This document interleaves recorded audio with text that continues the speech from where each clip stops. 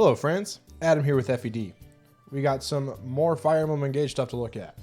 Posted on the Japanese Fire Emblem Twitter page. We have some interesting information. First of all, I thought it was hilarious. They posted a thing that was like, hey look, there's different ranges for attacks. Look, here's a bow. Thanks Intelligent Systems, much appreciated. Other than that though, we actually do have some really cool stuff to look at here. I'm really pumped about this one in particular. So those who are key adept or sets here on the side here, I don't have it showing on the screen as much, translates it as the martial arts style. So I don't know if that is going to be more to do with the weapon type, or if it's like their little extra typing, you know, that every class has, or every character has, I should say. If it's going to be the key adept, or if it's actually like the weapon type. Either way, whatever martial arts or key adept or whatever they're going to call it, is they can defend their allies. And at first I thought, well, what's the point of having your squishy mages or squishy healer lady defend someone else? She's just gonna die in return, right? But no, it's actually pretty busted. So they show it here, little thing here, and then they show that she took just a little bit of damage. Turns out it is 20% of their HP. So they lose 20% of their HP, and then the ally that would have normally gotten attacked, it takes no damage at all. That's pretty freaking busted. And I think that might be a little overtuned, but we'll see. We'll see. It might be a little overtuned. I do like it though. I think it's going to have some fun strategy going with that. And it's going to make protecting someone like your squishy mage or something you can put on the front line pretty effective. I wonder if he'll be able to retaliate though. So in this image here, right here, you see from a protect clone, and you wonder if he gets to counter attack here. Otherwise, it's not as good, but if he can, it's really good because you can have her soak up damage, and while he is like dishing out major damage to her, well, it looks like an armor knight or something. That could be really cool. I hope that's the case, and it'll be really fun to mess around with. That's the thing that Engage has going for it right now, is I feel like it has a ton of just like little interesting things that are going to be really fun to combine into a major strategy. Very pumped for it. Very pumped. All right, other Engage things to look at. Leif. Whoa. Hi. Look at that. He looks pretty cool, doesn't he? His shoulder pads, shoulder armor things, a little over the top, but he's there. He's cool. We'll love to see it. I think his hair has like a pinkish hue, which I don't know if they did it on purpose, but to me it looks almost like magenta-y pinkish, which, you know, his mother has pink hair. So it'd be kind of a fun callback. A little conversation, but I'm more interested in like the actual breakdown. Let's mute that. Actual breakdown of the emblem itself. So it's gonna be a little cut off here, but it's okay. Leif is he's basically the weapon triangle emblem, is the way it breaks down. So essentially, when he has the weapon triangle advantage, or the unit who is attached to him has weapon triangle advantage, they take less damage.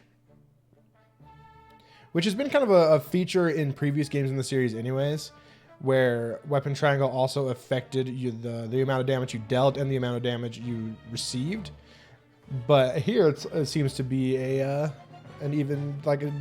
added bonus here that you don't normally have, which I'm in on. That would be cool.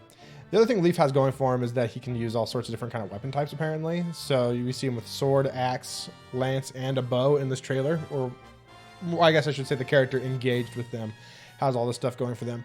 And I think that's actually really cool. It's a big cool callback to Leif's character in Fire Emblem Genealogy of the Holy War.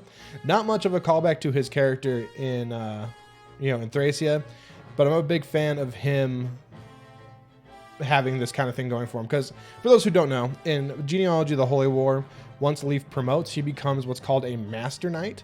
And Master Knights can use almost every single weapon in the game. Almost.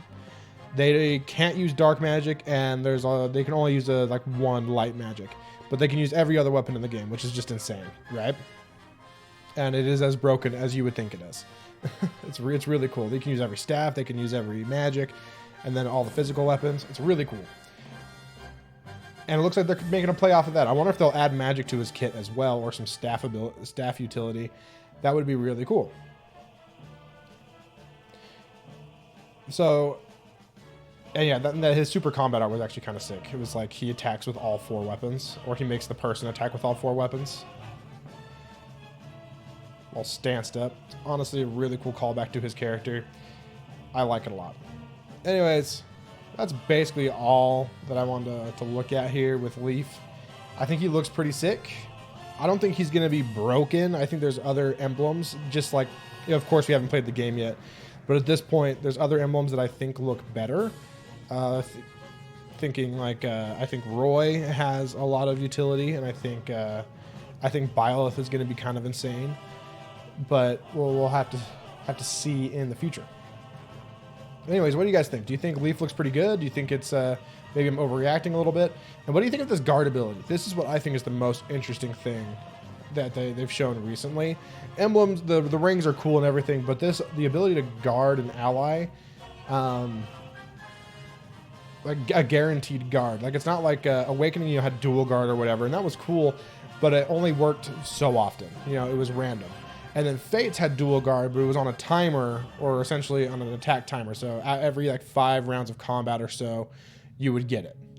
Here, it's just automatic. And that's really, really cool. I'm interested to see what they do with it, man. But yeah, so yeah, leave your thoughts in the comments. By the way, I read every comment, by the way. I make a point to read all my comments. I really appreciate everyone who does comment.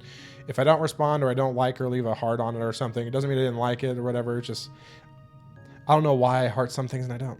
Just don't take offense, I guess. But anyways, just know that I read your comments and I really appreciate it. Make sure to like the video, subscribe to the channel, and if you're feeling crazy, you can click the join button, which is by the subscribe button, you know?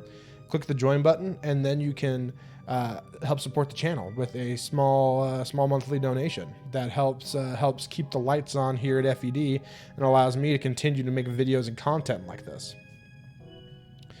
Anyways, thanks for watching, guys, and I'll catch you next time.